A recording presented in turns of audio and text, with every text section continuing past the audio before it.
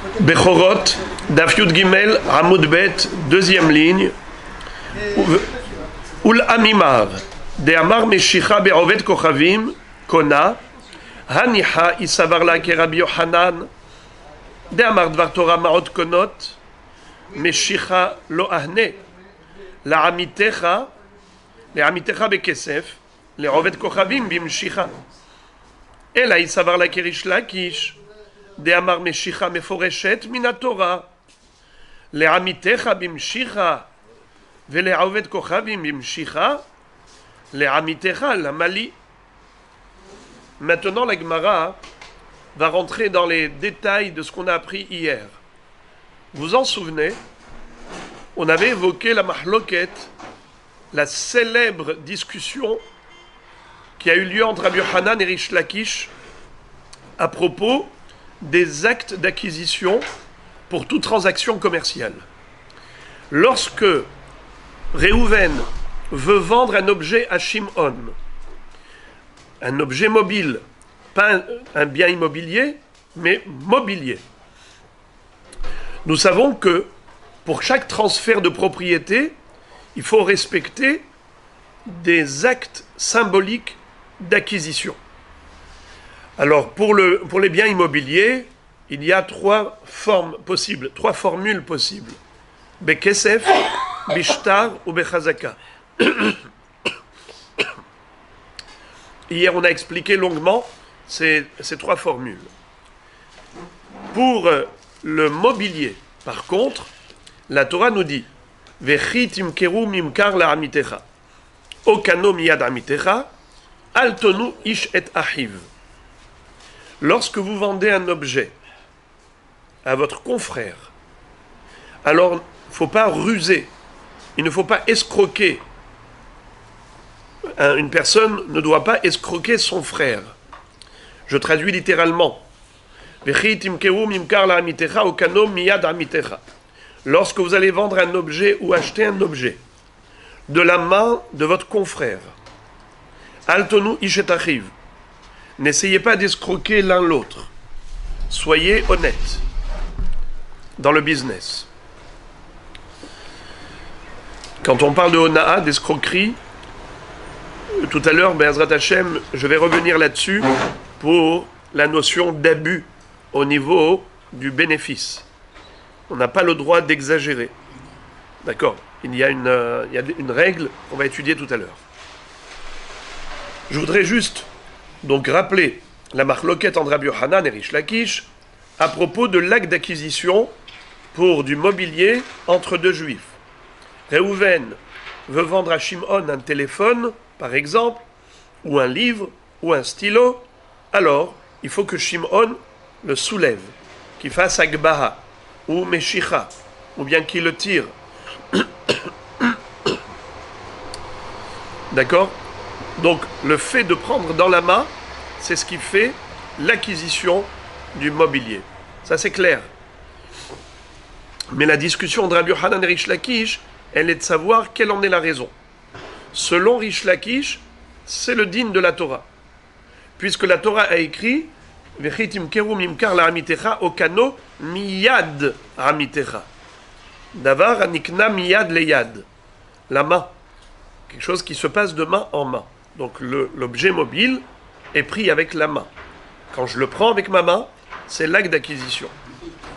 Et après, il paye avant, il paye après, ça ne change absolument rien. Car le paiement, c'est juste la raison pour laquelle il a accepté de lui vendre.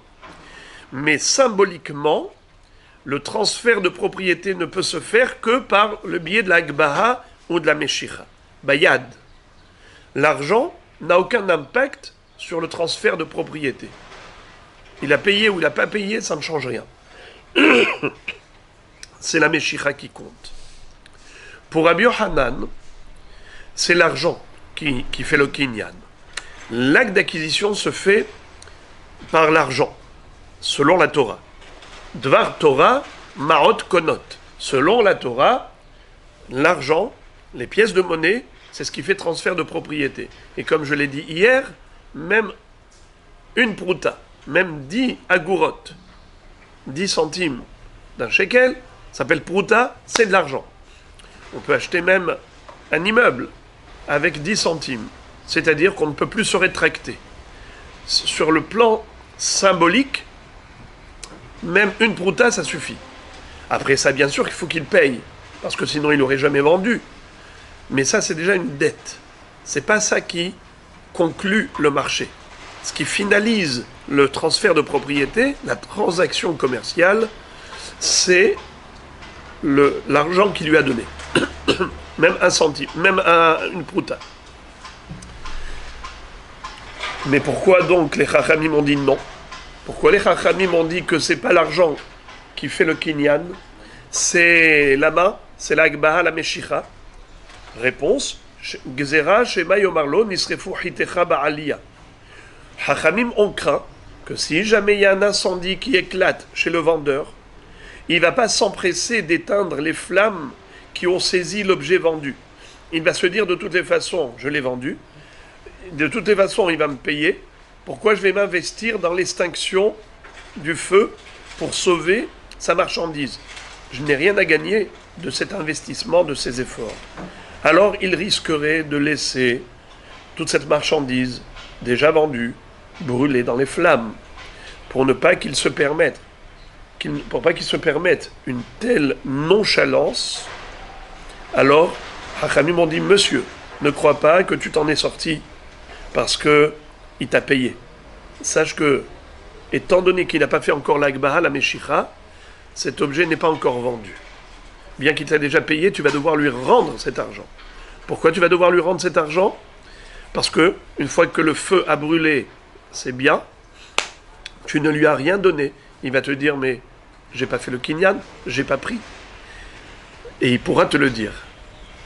Selon la Torah, il ne peut pas te le dire, parce que selon la Torah, il t'a payé, donc il a acquis l'objet. Même s'il est déposé chez toi, c'est déjà à lui. Donc, même si tu laisses brûler dans les flammes, il ne peut rien te réclamer. C'est son problème. Mais maintenant que les Chachamim ont dit que le kinyan n'a pas eu lieu, ils ont annulé la transaction en imposant l'acte de Meshicha ou de Agbaha, de prendre avec la main. Eh bien, désormais, si jamais les flammes ont brûlé cette marchandise, monsieur vendeur, c'est toi qui perds. Ce n'est pas lui, car l'objet n'a pas encore été vendu. Voilà donc ce qu'on avait vu.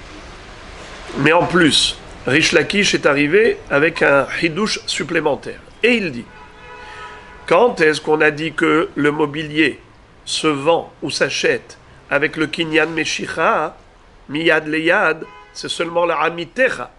Lorsque Réhouven vend à Shimon, tous les deux sont juifs.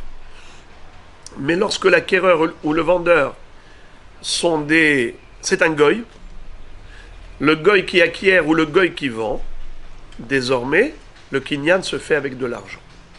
Là, Rish Lakish est d'accord avec Rabbi Yochanan pour dire que Ma'ot Konot, c'est l'argent qui fait le kinyan, qui conclut le marché et qui réalise la transaction. Ça, c'est ce qu'on avait vu hier. Maintenant, dans la deuxième ligne, la Gemara nous cite l'opinion d'un autre Rav, un troisième Rav. Il s'appelait Amimar. Ou les Amimar, de Amar, Meshicha Be'oved Kochavim, Kona.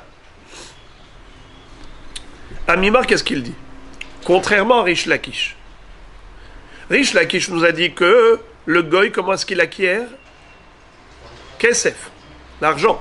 Qui est-ce qui a besoin de Meshicha pour acquérir? C'est juif. Quand les deux sont juifs, vendeur et acheteur.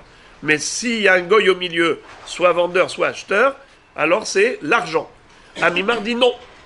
Même pour le goy, c'est Meshicha. Alors la Gemara pose la question, elle dit, où les Amimar des Amar? Meshicha be'oved kochavim kona. Un oved kochavim, c'est-à-dire un goy, un idolâtre. Eh bien, il acquiert avec Meshicha. J'ai une question. Haniha isavarla ki Rabbi Yochanan de Amar dvar Torah ma'ot konot Meshicha lo ahne la amitecha bekesef לעובד כוכבים ממשיכה.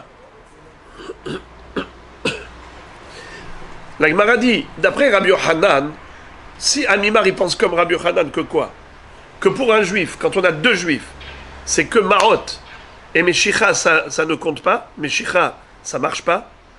Le Kinyan, selon la Torah, ne peut se faire qu'avec l'argent, quand le vendeur et l'acheteur sont juifs. Alors je peux comprendre que la Torah elle a écrit le mot la'amitecha. Vechit imkeru mimkar la'amitecha. Okano miyad amitecha. Alors le kinyan se fait comment? Kesef. Et vis-à-vis de qui? Amitecha, ton confrère, ton coreligionnaire. En effet, c'est que de l'argent. C'est qu'avec l'argent qu'on peut faire une transaction commerciale. Qu'est-ce qu'on veut exclure en précisant ton coreligionnaire? Quand on dit la amitecha, c'est pour te dire, ton confrère, il acquiert avec de l'argent. Mais celui qui n'est pas ton coreligionnaire, un goy, il acquiert avec Meshicha. Alors c'est très bien. Si je dis que Amimar ne pense pas comme Rish Lakish, mais il pense comme Rabbi Yochanan, j'ai compris la différence entre le goy et le juif. Le juif, il acquiert avec l'argent. Le goy, avec Meshicha. Ça, c'est le din de la Torah. Et là, il s'avère la Rish Lakish. Mais si on peut supposer que Amimar a la même opinion que Rish Lakish, que quoi? De Amar Meshicha Meforeshet Minatora. Rish Lakish, qu'est-ce qu'il nous a dit? Que quand on a deux juifs, Réhouven qui vend à Shimon, comment est-ce que Minatora, l'acquisition peut se faire? Par Meshicha, bah Yad. Mais Yad Amitecha. Yad le Yad. Donc pour lui, Minatora, c'est que Meshicha qui permet une transaction entre deux juifs. Alors dans ce cas-là, Amimar, excuse me, deux juifs, tu me dis c'est quoi le kinyan? Meshicha. Un juif et un goy, c'est quoi le kinyan? Meshicha. Alors à quoi sert le mot la amitecha? Puisque la Torah a précisé, quand tu vendras à ton coreligionnaire, tu vendras comment? Yad le yad, Meshicha. Mais c'est pas vrai, c'est pas que amitecha, c'est pas que ton coreligionnaire, ton semblable, à qui tu vendras avec Meshicha. Même un goy, aussi ça se fait avec Meshicha, d'après Amimar. Alors on ne comprend plus pourquoi la Torah elle a précisé la amitecha, puisque d'après Amimar, s'il pensait comme Rish Lakish, donc il n'y a plus de différence entre juif et juif goy. Dans tous les cas de figure, le kinyan se fait par Meshicha. Alors pourquoi la Torah elle a écrit la amitecha?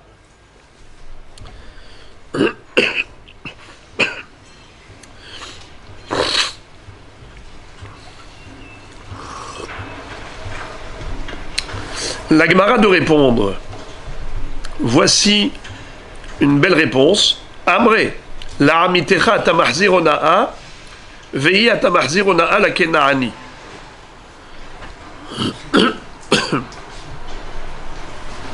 Qu'est-ce que ça veut dire? Le mot la amitecha qui exclut le goy, c'est pas par rapport au kinyan, c'est par rapport à la ona'a. C'est-à-dire, dans ce passouk, on apprend deux choses. On apprend quel est le moyen d'acquisition du mobilier. C'est la première étude, premier enseignement. Deuxième enseignement déduit de ce passouk, c'est quoi? C'est la ona'a, l'interdiction d'escroquer. Qu'est-ce que ça veut dire escroquer? C'est abuser au niveau du prix. Ne vends pas trop cher. Il y a une notion de shtut. Qu'est-ce que c'est que shtut? S'il y a un cours du marché, l'objet est vendu dans le marché à tel prix. C'est ça son prix. Tu as quelqu'un maintenant de naïf qui est rentré dans ton magasin. Tu vois que il parle une autre langue, il a du mal à comprendre la monnaie courante. C'est un touriste, un bon touriste. Alors tu dis, on va profiter. On va y aller. Eh bien, cette arnaque est interdite. Merci beaucoup. Interdit d'arnaquer. Et nous avons trois niveaux. Shtut, pachot mishtut et yoter mishtut. Le mot shtut, ça veut dire un sixième. Par exemple, un objet qui coûte 60 shekels. Combien c'est un sixième? 10. Donc, si je vends à 70 shekels, j'ai escroqué de 10 shekels. Le prix, c'est 60 shekels. J'ai vendu à 70. L'escroquerie, elle est de combien? De 10 shekels, un sixième. Si j'ai vendu à 69 shekels, c'est un peu moins d'un sixième. Si j'ai vendu à 71 shekels, c'est un peu plus d'un sixième. Alors, on a 3 niveaux. On a moins de shtut et plus de shtut. La halakha est la suivante. Lorsque j'ai escroqué quelqu'un, shtut, alors quelle est la halakha? Il faut lui restituer le surplus. Sur 70 shekels, il y avait combien d'escroqueries? 10 shekels. Je lui rends les 10 shekels. Mais la transaction, elle est valable. Mais si je lui ai vendu à 71 shekels, donc j'ai escroqué combien? Plus que shtut. 11 shekels. 11, c'est plus qu'un sixième. Batel mekah. Alors carrément, il y a annulation totale de la vente. La vente, elle est caduque. Je ne peux pas lui rendre 11 et dire voilà, écoute, je t'ai vendu, ça coûte 60, je garde les 60, je te rends 11. Non, non, non, monsieur. Si l'autre a regretté, il peut lui dire moi j'ai trouvé moins cher ailleurs, rends-moi mon argent, tiens ton objet, il peut l'obliger. Pourquoi? Puisque l'escroquerie était trop importante, il y a annulation totale de la vente.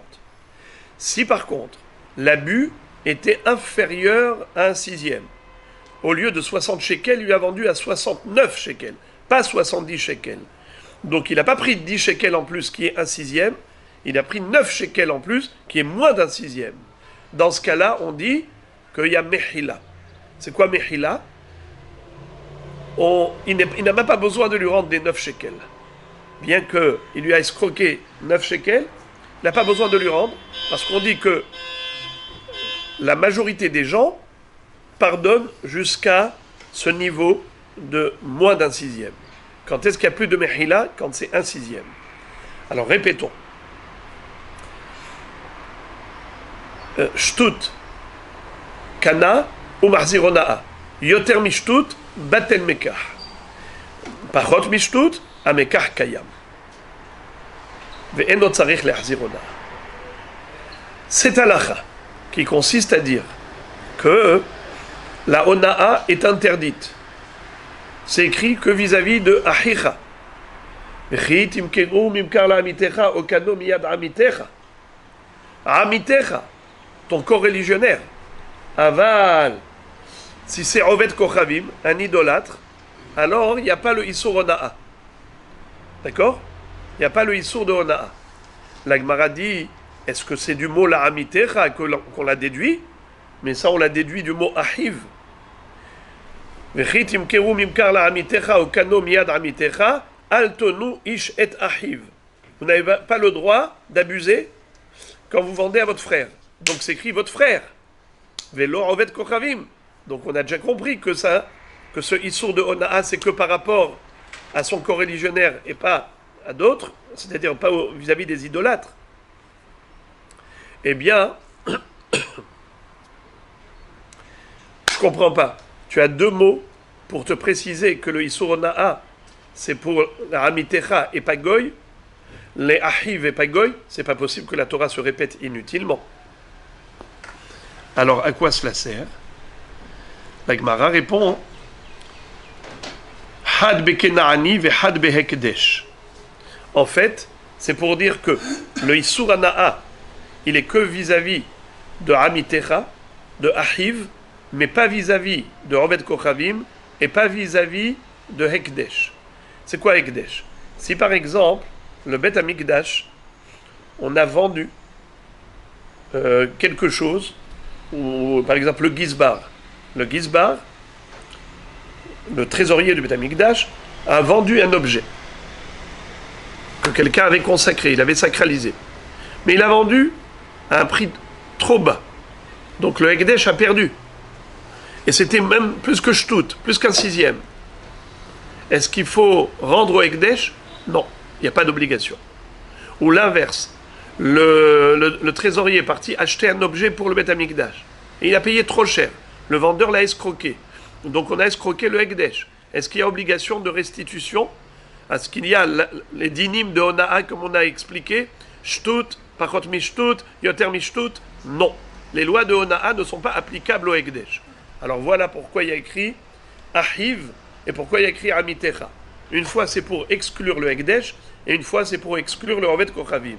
Comme quoi le din de Hona'a n'est applicable qu'aux juifs, entre juifs et juifs. Par contre, juif Ekdesh ou juif Goy, il n'y a pas la notion de Hona'a. C'est pas écrit de Hachem. Amitecha, ton confrère, et Hachem n'est pas ton Amitecha.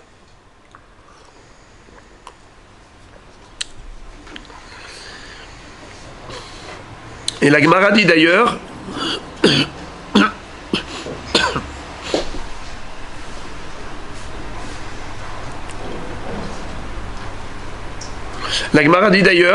Utsriche, et on avait besoin d'écrire les deux. Dikatav Rahamana Had, Hava Amina, le Kenaani hu de enlo Ona'a, Aval Hekdesh, Yeshlo Ona'a, Kamash Ma'alan.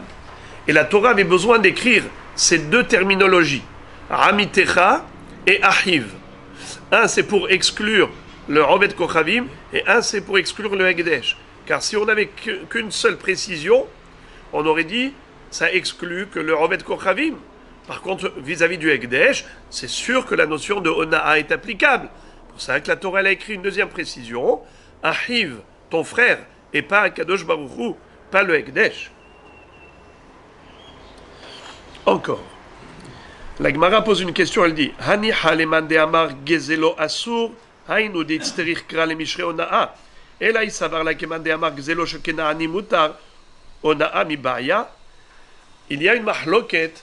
Est-ce que le gezel vis-à-vis du Ovet Kochavim existe ou pas? Est-ce qu'il y a un issour de voler un idolâtre ou pas? Certains disent oui, certains disent non. Alors, le Meiri dit qu'on parle des idolâtres de l'époque qui n'avaient pas du tout de tarbout, c'est-à-dire qu'eux-mêmes n'avaient aucune considération pour la société, eux-mêmes vivaient comme des sauvages, et donc ils étaient idolâtres. Ils ne reconnaissaient pas du tout Akadosh Baruch Hu et ainsi de suite. Mais les goïms d'aujourd'hui, mais c'est sûr que le gezel est interdit. En tout cas, il y a une marloquette. Est-ce que le gezel, Akum, le gezel du Ovet Kochavim, Mutar, ou Assour, même à l'époque? Alors la Gemara dit comme ça. D'après celui qui dit que le gezel du Ovet Kochavim est permis, alors il y a Hidouche de m'enseigner que la Hona'a est permise. Si tu me dis que je n'ai pas le droit de le voler, alors tu as besoin de me dire que tout de même il n'y a pas le issour de shtut, le issour de Hona'a, de l'abus, de vendre trop cher. Mais si tu me dis que le gezel est moutar, si déjà le gezel est moutar, à plus forte raison que la Hona'a est permise. Si déjà carrément prendre c'est moutar, à plus forte raison que de vendre en vendant plus cher, c'est sûr que c'est permis. Alors pourquoi est-ce que la Torah a écrit la amitecha, la amitecha? La amitecha, les ahiv. Qu'est-ce que tu m'as dit?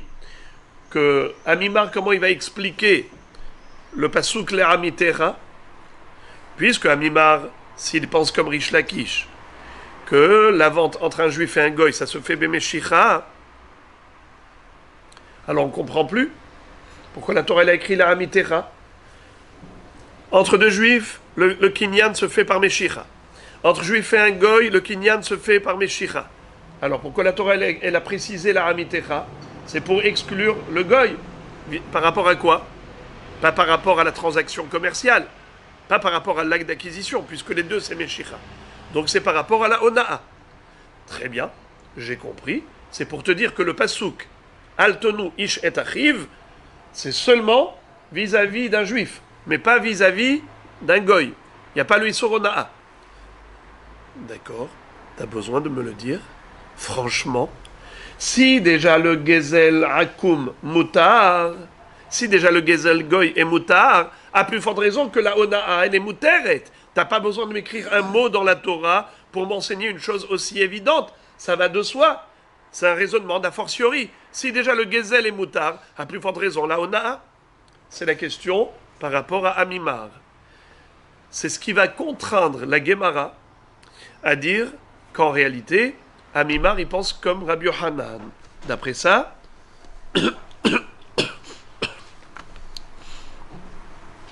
la Gemara dit, Amré,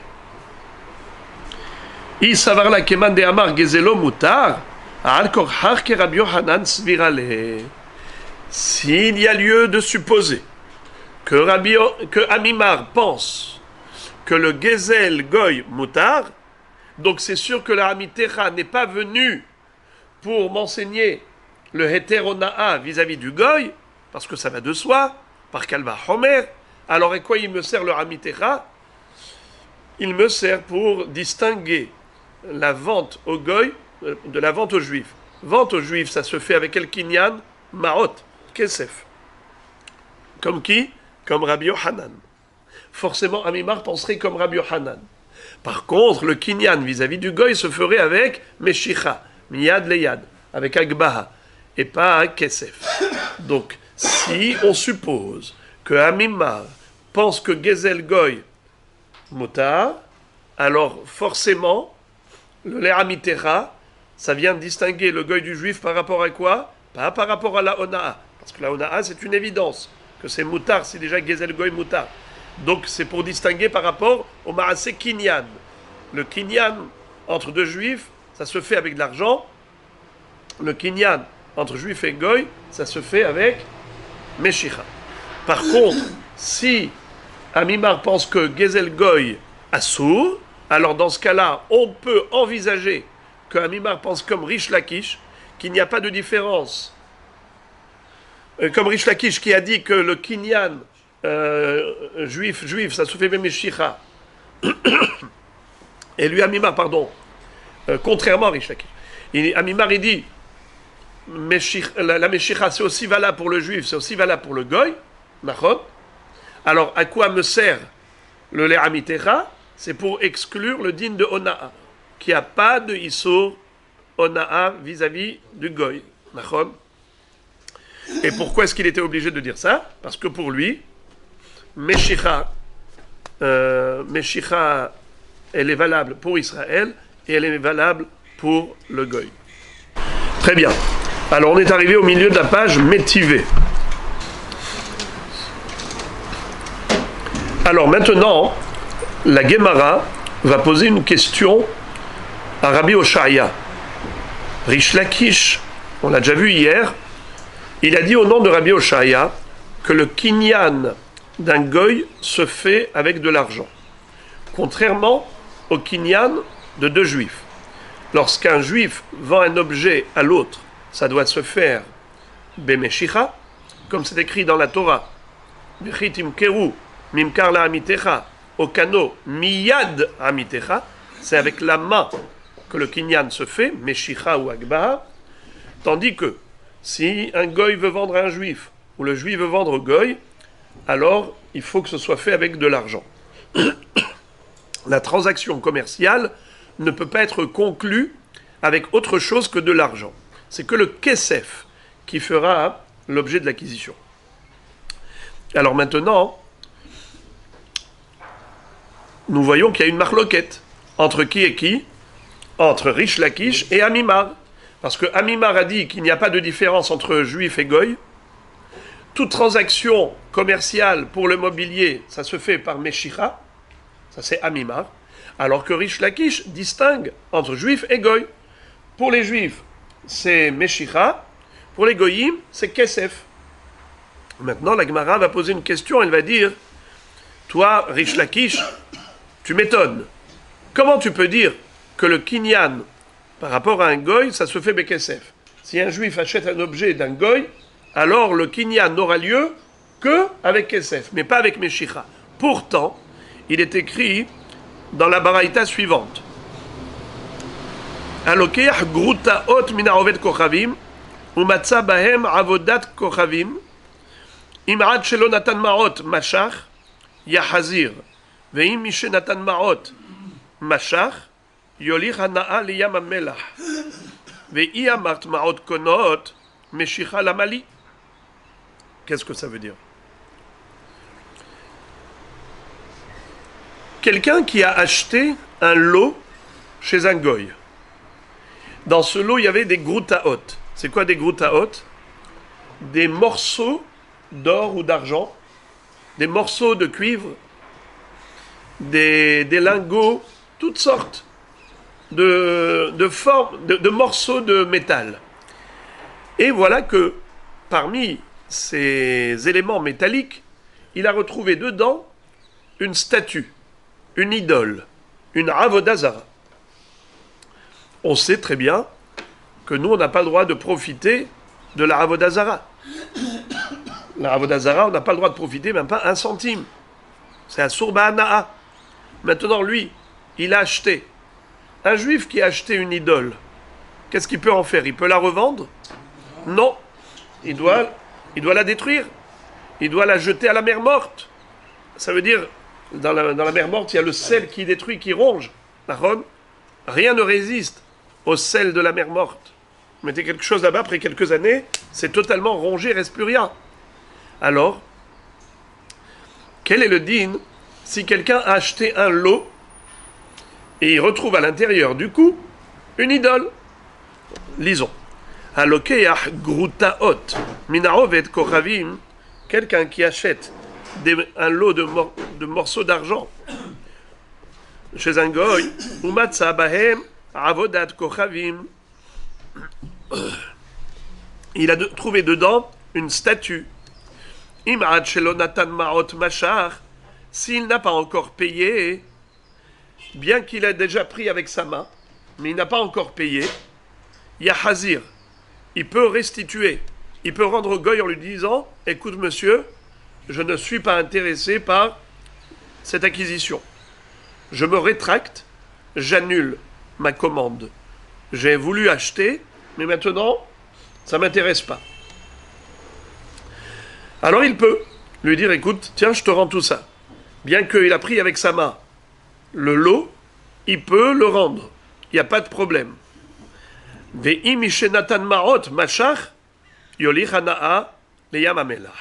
si, en plus de la meshicha qu'il a faite, il a payé, dans ce cas-là, qu'est-ce que ça veut dire? Il doit prendre cette avoda zara et la jeter dans le Yamamelah, c'est la détruire. Il ne peut pas la rendre au goy en disant, écoute, tu me rends mon argent. Tiens, la grouta'a, tiens l'idole, rends-moi mon argent. Il ne peut pas. Parce que ça s'appelle profiter. Parce qu'une fois que marché conclu, la avoda zara lui appartient. L'argent a déjà été donné au goy.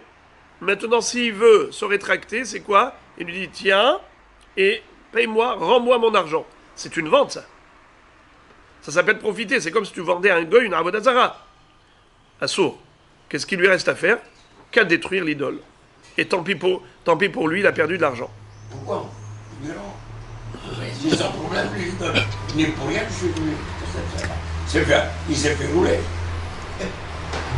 Pourquoi vous le mettez dans cet état-là? Pourquoi il perd son argent? Très bonne question. Mais qu'attente. Bravo! Ah, votre prénom, Rabbi Matok. Je vous ai dit, vous êtes Matok. Gardez ça au chaud, votre question. Elle est très bonne.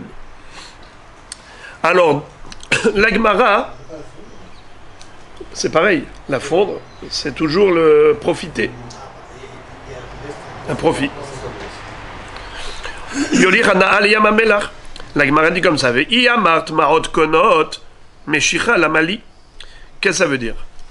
Tu me dis que acheter d'un goy, selon Rish Lakish, l'action de marot est suffisante. Alors pourquoi on a parlé de meshicha?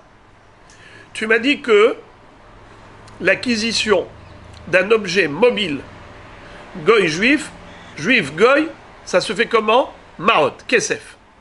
Alors pourquoi est-ce que la Braïta a parlé de meshicha? On ne devrait pas parler de meshicha, on devrait parler que de kesef. Il lui a payé ou il n'a pas payé? Mais pourquoi tu as besoin de parler de machar? Dans l'Arisha, tu me dis, machar, velonatan marot, il a fait meshicha, il n'a pas payé, alors il peut lui restituer. dans la Sefa, tu me dis, s'il y a eu les deux, Meshicha plus Maot, il ne peut plus se rétracter. Donc tu vois que Maot tout seul, ça ne suffit pas pour la transaction commerciale. Il faut Maot plus Meshicha. Réponse.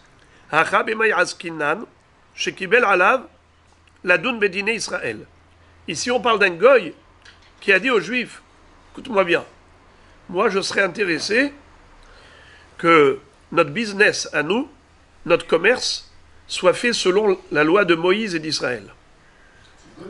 Le goy qui dit ça aux juifs. Il lui dit, je voudrais bien que nos affaires à nous, on a plein d'affaires ensemble, je voudrais qu'elles soient légiférées selon votre loi à vous, votre Torah. Je respecte votre code civil. Alors, c'est de cela qu'on parle dans cette baraïta, nous dit Rish Lakish. Tu veux savoir pourquoi est-ce qu'ici, il était nécessaire de faire Meshicha et l'argent ne suffit pas? Parce que Meshicha, c'est le kinyan qui marche entre deux juifs. Maot, Kesef, c'est le kinyan qui marche entre juifs et goy. Mais comme il lui a dit, je voudrais que nous soyons régis selon la loi de Moïse et d'Israël, voilà pourquoi est-ce qu'ici on est passé de Maot à Meshicha. Alors il lui dit, Yahi Maot la Mali, Skiozmi, s'il veut se soumettre à la loi de Moshe et Israël à propos, c'est-à-dire que le kinyan soit comme pour de juifs, la Doun Bedine Israël, alors dans ce cas-là, Meshicha toute seule suffirait. On n'a pas besoin de Maot. Ihachi Maot la Mali. Alors pourquoi est-ce que la Baraïta nous a parlé de Maot? Dans la Recha, on a parlé de Meshicha sans Maot. Dans la Sifa, on a parlé de Meshicha plus Maot. Et on a dit que justement, quand il y a Meshicha plus Maot, c'est là que ça marche. Mais non. Si on parle ici du cas de figure précis, que le goy a demandé aux juifs, je voudrais que notre business soit légiféré en fonction des dynimes qu'il y a entre les Béné Israël, donc on ne devrait parler que de Meshicha, et la Meshicha à elle toute seule, c'est amplement suffisant pour réaliser une transaction commerciale. Qu'est-ce qu'on a besoin de la deuxième formule, Kesef? Ça ne sert à rien ce Kesef. Elle marche contre que deux juifs, c'est pas de goy dedans. C'est vrai, c'est vrai. Mais dans la mesure où il lui a dit... Il peut dire. Il dit, moi je peux être rabbin, il peut être rabbin. Il peut, tous les goyim veulent être comme nous. Il ne prend jamais l'aide, c'est tout. Il faut savoir que tout ce qui est mammon, tout ce qui est argent pécuniaire, ce sont des choses qui peuvent être admis et conclus en fonction de l'accord commun, en commun accord. Parce que ça, c'est tout ce qui est kesef, ça dépend de l'accord qu'il y a eu entre eux. C'était ça leur accord. Alors la Gemara répond, Harika Amar, Afalpi shenatan maot, imashichin veilo lo. Qu'est-ce que ça veut dire? La Gemara nous explique que ici l'argent, c'est pas venu comme une nécessité, c'est venu pour agrandir le chidouche et nous dire que bien qu'il ait donné de l'argent, l'argent c'est nul, c'est caduc. Pourquoi? Étant donné que le goy a dit aux juifs, je voudrais que notre business soit légiféré en fonction des dynimes qu'il y a entre juifs, Bédiné Israël, alors même si il lui a déjà donné l'argent, tant qu'il n'y a pas eu de Meshicha, le kinyan est caduc. Alors la Gemara dit, c'est juste impossible. Pourquoi? Ihachi kashia recha. Comment tu comprends le début de la Braïta? Reprenons le début de la Braïta. Halokeach grutaot, minaroved kochavim, umatza bahem avodat kochavim, imad shelo natan maot mashach, yahazir. Mais dans la Recha, ça veut dire le début de la Braïta, dans le premier cas de figure, il y avait Meshicha, et il n'y avait pas de Kesef. Et qu'est-ce que tu dis? Que Meshicha sans Kesef, il peut rendre. Ça veut dire qu'il n'y a pas eu encore de vente. Mais il y a 2 secondes, tu m'as dit que le goy ici a demandé aux juifs d'être légiférés en fonction du business juif et pas du business goy. Business juif, comment ça se fait? Un kinyan Meshicha. Eh bien voilà, il a fait Meshicha. Pourquoi est-ce qu'il peut lui restituer l'idole? Ça devrait pas être possible, puisqu'il a fait Meshicha de tout le lot. Alors, c'est fini, il ne peut plus se rétracter. Et là, on arrive à ce que vous avez dit. Amar Abaye, Recha, Mishum de Ika Mekartaout. Ziana. Il dit parce que dans la Recha, il s'agit d'un homme qui a été désagréablement surpris. Ça veut dire que il achète, il ne s'attendait pas du tout à ce que dans ce lot, il y ait une idole. Jamais un juif n'achèterait une avoda zara. Même pas proché. De ce fait, quand il a acheté et qu'il a découvert la surprise, eh bien à ce moment-là, il lui dit, écoute, excuse me. Ça veut dire, même si je fais Meshicha, et que la Meshicha est un moyen d'acquisition valable, étant donné qu'ils se sont dit, entre les deux, on est prêt à réaliser notre business en fonction des dynimes des Juifs, eh bien, en effet, ça aurait marché pour tout, mais pas pour la Avodah Zara. Car la Avodah Zara, c'est pas quelque chose que le Juif veut acheter. Voilà. Amar Abaye Recha Mishum Deka Mekartaout. Rava bombarde. Écoutez la réfutation de Rava.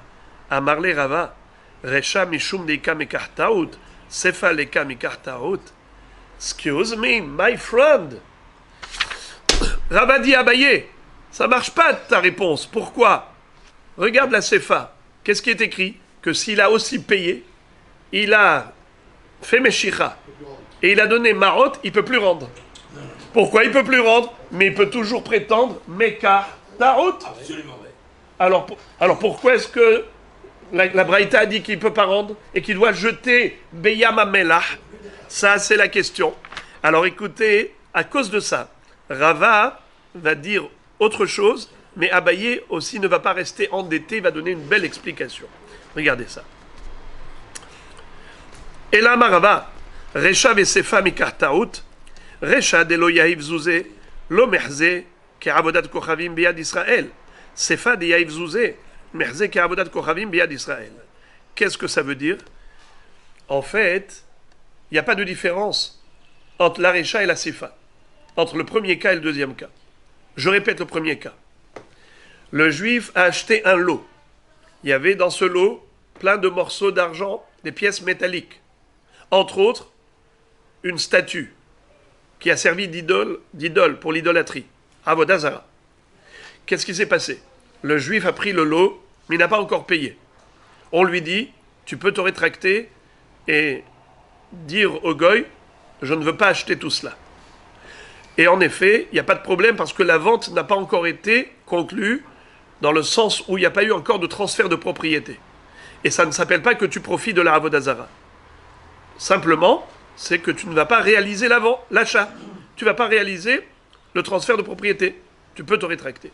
Par contre, si tu as déjà payé et tu as fait Meshicha, là, tu ne peux plus te rétracter parce que ça y est, tu en es propriétaire, tu es propriétaire. Si tu lui rends, il te rend l'argent, c'est comme si tu profites. Mais maintenant qu'on a dit que c'est Mekartaout, quand on a dit Mekartaout, ça veut dire quoi Mekartaout? C'est qu'il y a un vice caché. Quelqu'un qui découvre un vice caché, il annule rétroactivement la vente, ça veut dire qu'elle n'a jamais eu lieu. Si elle n'a jamais eu lieu, donc il n'y a pas de problème. Dans les deux cas de figure, dans le cas où il a fait que Meshicha, ou dans le cas où il a fait Meshicha plus payé, qu'est-ce que ça change? On aurait dû toujours autoriser le juif à restituer cette idole en disant « Jamais je n'ai voulu acheter une chose pareille. Ça, c'est un vice caché, là. Tu m'as mis une statue de Avodah Zara dedans. Jamais je n'étais prêt d'acheter une chose pareille. » Alors, pourquoi on distingue entre le cas de Meshicha seul ou Meshicha plus Kesef? Rava dit la différence, elle n'est que dans la forme, pas dans le fond. C'est-à-dire, en réalité, même dans le cas de la Sefa, il aurait pu lui rendre l'idole et lui dire « Mekartaout ». Mais pourquoi est-ce que Hachamim ont dit non? Parce qu'ils ont dit, celui qui voit de l'extérieur, il a l'impression que le juif a vendu une idole au goy. Parce que qu'est-ce qui va se passer? Le juif, il va dire, mais Kartaout, jamais je n'ai voulu acheter cette idole. Garde-la, rends-moi mon argent. Celui qui vient maintenant, qu'est-ce qu'il voit? Il voit le juif qui donne une idole, et le goy, il lui donne l'argent. Mar'ita aïn. C'est juste midera banane par rapport à l'impression que l'on peut donner d'une avera. Oui.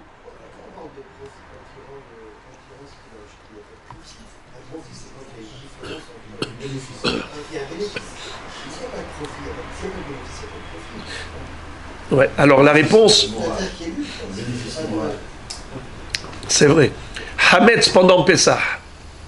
J'ai du Hametz pendant Pessah. Est-ce que j'ai le droit de le vendre? Non. Moi, avant Pessah, j'ai acheté un paquet de spaghettis à 10 shekels. Avant Pessah. Pendant Pessah, ce paquet de spaghettis, je veux le vendre à un goy à 10 shekels. Ai-je le droit? Mais je ne profite pas parce que c'est exactement le même prix. Je n'ai fait aucun bénéfice. Il ne vous appartient plus, vous n'avez même pas le droit de le vendre. Oui, non, mais c'est rien que pour illustrer. J'en parle pour une illustration. Et Rabbi Moshe a compris le Nimshal. C'est-à-dire qu'à partir du moment où on interdit de profiter de quelque chose, je n'ai même pas le droit de récupérer même pas le capital. Exactement. Donc la seule chose qui me reste à faire, c'est de détruire l'objet. Quelque chose qui est interdit au profit, je le jette au Yamamelah.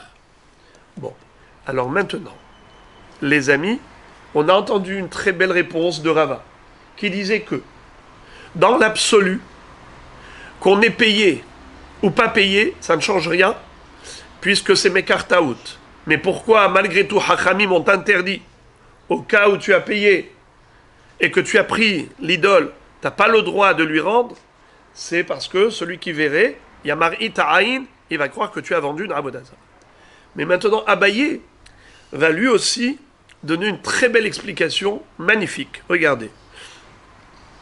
Abaye Amarlecha, Recha, Mekahtaout, Deloyada, de Haloyahivle Zouze. Sefa, Lav Mekahtaout, de Kevan de Yahiv Zouze, qui Kamashich, Ib'ele le Ayune, Vehadar Mimshach. Qu'est-ce que ça veut dire? Abaye dit, bien, je vais t'expliquer quelque chose. Pourquoi j'ai dit que le problème de Mekartaout n'a lieu d'être que dans la Recha et pas dans la Sefa? A priori, un vice caché reste un vice caché. Payer ou pas payer, qu'est-ce que ça change? Abaye dit non. Il dit c'est un vice caché et on peut dire que tu as été surpris tant que tu n'as pas payé. Mais si tu as payé, il n'y a pas de vice caché. Pourquoi? Parce que quand tu payes et que ça fait mal à la poche, au porte-monnaie, tu vérifies, tu es censé vérifier, il te faut toutes les garanties. Tu ne payes pas sans avoir toutes les garanties par rapport à ce que tu achètes. Un homme qui achète comme ça aveuglément, sans être sûr que le produit qu'il achète, c'est quelque chose de sûr, alors c'est son problème à lui. Nahon, je dirais Mahboul, quelqu'un qui met son argent sur la corne de la gazelle. Maniachet kaspo al kerenatzvi. Nahon, mais tant que tu n'as pas payé, tu prends. Tu prends. T'as pas payé, ça te coûte rien. Mais tu savais pas qu'il y avait dedans une idole. Tu découvres, oh là là, pas du tout, moi je suis juif. Tu crois que moi je vais acheter une Avodazara? Mais Kartaout, je te rends. Par contre, donc on parle toujours du cas où le goy a dit aux juifs, je voudrais que notre business se fasse en fonction des kinyanim des juifs. Donc normalement Meshicha, ça devrait faire kinyan. Alors pourquoi il a le droit de lui rendre? Pourtant c'est Asurba Anaa. Réponse Mekartaout. Mekartaout, alors pourquoi dans la Sefa tu dis pas la même chose Mekartaout? On se dit dans la Sefa il n'y a pas Mekartaout, pourquoi? Parce qu'il y a eu non seulement Meshicha, il y a eu aussi paiement.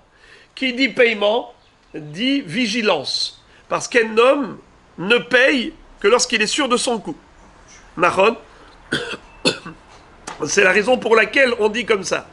Dans la Recha, pourquoi il peut prétendre que c'est Mekartaout, bien qu'il a fait Maaseh Kinyan? Parce qu'il dit, je ne m'attendais pas du tout à retrouver dedans une avoda zara. J'ai fait mes shichas, mais je ne m'attendais pas. Eh bien, dans ce cas-là, j'annule rétroactivement la vente. Mais dans le cas de la Sefa où il a payé, il a fait mes shichas, on lui dit, monsieur, attention, maintenant, quand tu parles d'argent, tu es censé vérifier qu'il n'y ait pas de vice caché. Et c'est la nature humaine. Quelqu'un qui paye, il fait attention de ne pas jeter son argent. Donc là, tu ne peux plus prétendre que tu as été désagréablement surpris. Il n'y a pas de surprise. Tu étais censé regarder, donc il n'y a plus de mekartaout. S'il n'y a plus de mekartaout, donc il y a acquisition. S'il y a acquisition, donc tu es propriétaire d'une idole. Tu es propriétaire d'une idole, tu ne peux plus la revendre. Tu ne peux plus même la revendre à ton ancien vendeur, au goy, parce que ça s'appelle que tu profites. Il ne te reste plus que jeter ça dans la mer morte. Bon, encore une réponse. Rav Ashi Amar, Mideresha, Meshicha ena kona, Sefanami, Meshicha ena kona. Ve'aide de Tana Resha Mashach, Tana Sifanami Mashach. En réalité, la Meshicha, ici on parle d'un cas normal, d'un goy qui a vendu un juif, et donc ça devrait se faire qu'avec de l'argent. Comme on a déjà dit que Rish Lakish nous a enseigné que la différence entre une transaction commerciale juif-juif, transaction commerciale juif-goy, la différence entre eux, c'est l'acte d'acquisition. Entre deux juifs, c'est kinyan meshicha, entre goy et juif, c'est kinyan kesef. Maintenant, pourquoi on a parlé de meshicha? On aurait dû parler que de meshicha dans la recha et kesef dans la sefa. C'est-à-dire, dans la recha, pourquoi il peut lui rendre l'idole? Parce que la transaction, elle est caduque. Pourquoi elle est caduque? Parce qu'ils n'ont pas employé la formule normale. Quelle était la formule normale? Kesef. Qu'est-ce qu'il y a eu? Il n'y a eu que meshicha. Meshicha, c'est 0. C'est nul. Un goy ne peut pas vendre avec meshicha. Ok. Dans la sefa où on a dit il ne peut plus lui rendre l'idole, c'est parce qu'il a payé. Alors la question était de savoir pourquoi tu m'as parlé de meshicha. Le paiement tout seul est un acte d'acquisition pour un goy. Réponse, c'est vrai. C'est vrai. Alors pourquoi dans la sefa on a parlé de meshicha? C'est ce qu'on appelle agav, par symétrie. Comme dans la recha on a parlé de meshicha, dans la sefa également on a parlé de meshicha. Mais ce n'était pas nécessaire, car le kesef tout seul suffirait pour vendre d'un goy à un juif ou juif à un goy. Donc la meshicha, même si elle a été écrite dans la braïta, elle n'a pas un sens halachique. Ça n'a aucune incidence. C'est surtout le kesef qui compte. Encore une réponse. Ravina Amar. Mide sefa meshicha kona. Reshanami meshicha kona. Veresha chika amar. Imlo natan velo mashach yahazor.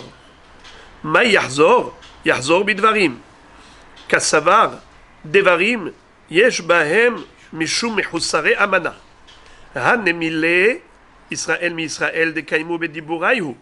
Aval Israël mi oved kochavim de inhu lo kaime bediburayhu. Lo. Qu'est-ce que ça veut dire? Nous avons la dernière explication. Ravina. Il nous dit que Behemet, on se maintient dans cette explication.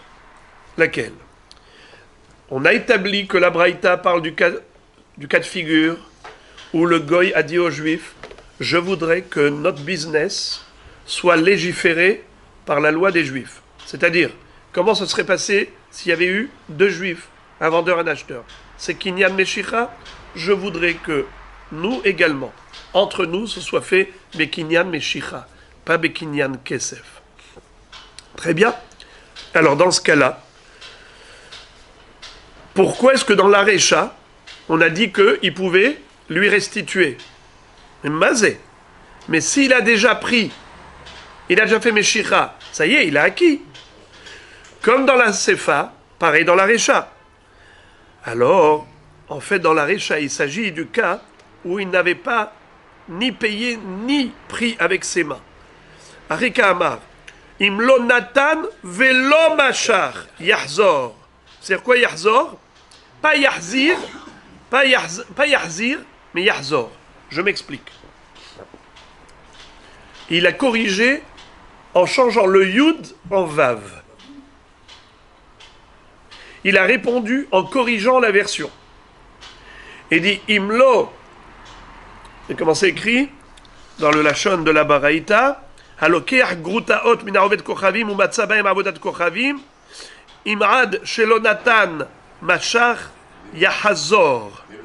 Alors, deux corrections. Premièrement, lonatan maot velo machar. Il rajoute vélo. Première correction. Deuxième correction, c'est qu'il dit yahazor au lieu de yahazir. Alors, ça change tout.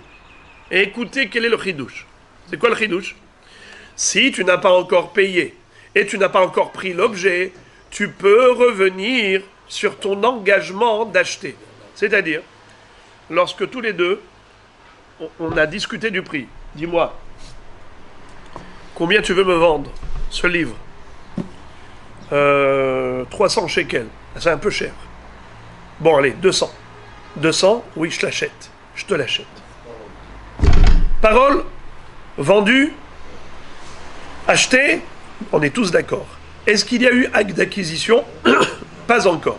Ni il a pris dans sa main, ni il a payé. Rien. Est-ce qu'il est obligé de l'acheter?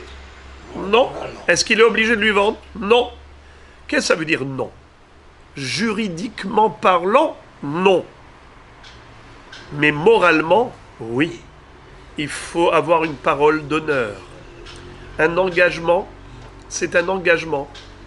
On ne doit pas maintenant se rétracter pour X raisons. Pas question. Tu as donné ta parole. Sheye hen shelcha hen, velav shelcha lav. Quand tu dis oui, c'est oui. Quand tu dis non, c'est non. On commence à écrire. Et Ubnei Israël lo yidabru kazav. Ubnei Israël lo ya'asu avla velo yidabru kazav. Ubnei Israël lo ya'asu avla velo yidabru kazav. Il n'y a pas de kazav, pas de sheker. Midevar sheker tirhak. Éloigne-toi du mensonge. Il faut que dans la société, il y ait une confiance sur parole. C'est de cela qu'il s'agit. Amana. Mechusare amana. Devarim yesh bahem mishu mechusare amana. Même par rapport à des paroles d'engagement, on peut parler d'honnêteté ou de malhonnêteté. Pourtant, juridiquement, tu ne peux rien lui faire. Tu ne peux pas le poursuivre en justice. Il n'y a pas eu d'acte d'acquisition. Il n'y a pas eu encore de transfert de propriété. C'est vrai. Mais il y a eu engagement. Alors écoutez bien. Le respect de sa parole d'honneur, c'est vis-à-vis de gens qui ont aussi le respect de leur parole. Mais des gens qui sont menteurs, des gens qui sont des escrocs et des embobineurs, tu n'as pas besoin, toi, d'être le droit et de te laisser escroquer par ces gens. Non. Im navar tidbarar, ve'im ikesh titapal. Qu'est-ce que ça veut dire? Tu es droit avec le droit, mais à malin, malin et demi. Yaakov Avinu avait dit à Rachel, quand Rachel lui a dit « Tu veux te marier avec moi? Et j'ai une grande sœur. Quand tu vas demander à papa de m'épouser, il va te dire oui. Tu vas travailler pendant 7 ans pour moi. Tu ne sais pas ce qu'il est capable de te faire, parce que j'ai une grande sœur. » Il lui a dit « Ahiv ani berammaout. S'il est malin, moi je suis encore plus rusé que lui. » Et en effet, Yaakov Avinu avait pris ses précautions. Il avait transmis à Rachel des simanim, un code secret pour ne pas tomber dans le piège. C'est elle qui l'a piégé. Rachel, c'est pas Lavan. Pourquoi? Parce qu'elle ne voulait pas que sa sœur soit humiliée. Il vaut mieux se jeter dans le feu plutôt que d'humilier quelqu'un. C'est comme ça que la Gemara nous dit qu'il y avait un homme qui s'appelait Mar Ukva. Mar Ukva, tous les jours, il allait avec sa femme déposer des colis devant la porte des nécessiteux. Et tout de suite après, il prenait la fuite. Un jour, l'un de ses bénéficiaires a dit « Je voudrais connaître l'identité de mon bienfaiteur. C'est qui cette personne qui me comble d'autant de bien? Je voudrais lui dire merci. Et quand il a entendu qu'on a déposé le matin, lui il a guetté, il a dit tout de suite je vais ouvrir la porte et je vais découvrir. Mar Ukva, quand il a entendu ses pas, il a dit à sa femme, sauf qu'il peut.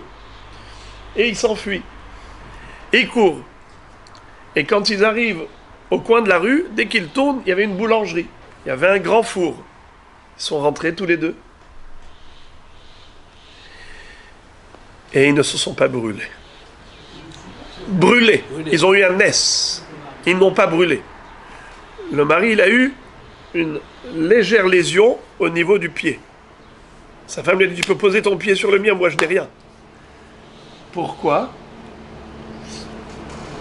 D'abord, la Gemara pose la question et elle dit, pourquoi ils ont fait ça? De qui ils ont appris que c'était le comportement adopté? Et la Gemara répond qu'ils ont appris de Yehuda et Tamar. Lorsque Tamar est tombée enceinte et qu'on a dit à Yehuda qu'elle a trompé, entre guillemets, son engagement, Sheila, son fils, envers lequel elle s'était engagée pour faire le hiboum, après la mort des deux premiers maris, Er et Onan, qui étaient les frères de Sheila, en voyant que Yehuda, son beau-père, ne lui a pas donné son jeune beau-frère Sheila, alors elle a dit, si je ne peux pas avoir un enfant de Sheila, mon jeune beau-frère, au moins de mon beau-père. Parce qu'avant le don de la Torah, c'était comme ça qu'on faisait hiboum, pas seulement avec le beau-frère, même avec le beau-père. Avoir un enfant avec quelqu'un de la famille. Eh bien, elle a été séduire et piéger Yehuda. Donc elle a conçu de Yehuda. Quand elle était enceinte des deux jumeaux de Yehuda, et qu'on a dit que voilà, elle est enceinte, alors il a dit, Hotsiwa vetisaref, faites-la sortir pour la brûler. Pourquoi? Ou bat Kohen qui techel iznot, et avia hi mechalelet, baesh tisaref. Étant donné que elle était la fille de Malki Tzedek, Melech Shalem, Vehu Kohen le El Alion, c'était Shem, le fils de Noah, qui avait un statut de Kohen, Bat Kohen, Baesh Tisaref. Finalement, elle a dit, moi je ne vais pas dire que c'est de lui, devant tout le monde que c'est de lui que je suis enceinte. Elle va simplement lui envoyer le bâton, les pétilim, la chotémet. Elle va dire, puisque c'était ça les gages qu'elle avait pris, elle a dit, je suis enceinte du propriétaire de ces objets. Elle a dit, si lui reconnaît Hinematov, sinon moi je ne lui ferai pas honte en public, je préfère qu'on me jette dans la fournaise ardente et je ne vais pas humilier Yehuda. Alors de là, Mar Ukva, avec son épouse, on déduit, on comprit qu'il valait mieux rentrer dans le four. Et la Gemara demande pourquoi le pied de la femme n'avait eu aucune trace et uniquement celui du mari. Parce que généralement l'homme, quand il a un tzedaka, il donne de l'argent. La femme, elle donne du prêt à consommer. La différence, c'est quand on marche. C'est-à-dire que le Hani a encore besoin de marcher pour aller jusqu'au magasin avec ses pieds, alors que la femme lui a économisé même les pieds. Alcool panim, pourquoi est-ce qu'on a parlé de ça? Quel rapport, comment on est rentré là-dedans?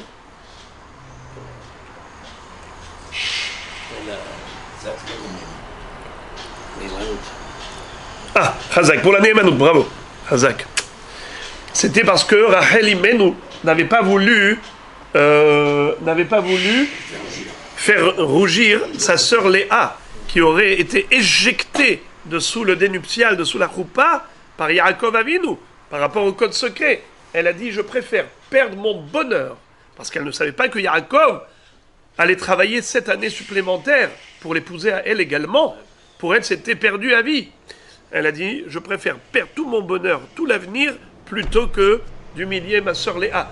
Eh bien, pourtant Yaakov, lui, il avait dit à Rachel, si ton père est Ramaï, moi je suis encore plus Ramaï que lui. Ahiv ani beramaout. La Gemara nous dit, tu dois être droit avec des gens droits. Quelqu'un qui est requin, quelqu'un qui est escroc et qui veut t'escroquer, ne fais pas le naïf avec lui. Donc c'est ce que nous dit maintenant la Gemara. Que ici on parle de quelqu'un qui s'est engagé verbalement à acheter le lot. Seulement, lo natan kesef et lo machar. Il a ni donné de l'argent, ni encore tiré l'objet acheté, le lot. Mais si c'était par rapport à un ben Israël envers lequel il s'était engagé, même s'il n'a pas fait de kinyan, il aurait dû assumer et accomplir sa promesse. Tu as promis d'acheter, viens acheter. Mais vis-à-vis de Oved Avodah Zara, qui lui-même n'a pas d'égard, n'a pas de considération, il est capable de, puisqu'il est Oved Avodah Zara, donc pour lui, ni foi ni loi. Il fait de toi ce que tu veux. Vis-à-vis de lui, tu peux te rétracter. Tu lui as dit que tu vas venir acheter, et maintenant tu as vu qu'il y a dedans une Avodah Zara, tu lui dis non. Et il n'y a pas de problème de rétractation, de manque d'honnêteté par la rétractation. C'est une rétractation permise, étant donné que, vis-à-vis de gens pareils, il n'y a pas d'engagement, il n'y a pas d'obligation de respecter son engagement verbal. C'est ce qu'on appelle Mehussar Devarim, Yesh Bahem Mishum Mehussare Amana. Vous parlez français? J'ai vu il y a trop. Hanemile Israël mi Israël de Kaimu Bediburayu. Aval Israël mi Oved Kochavim de Inhu lo Kaimu Bediburayu. Lo.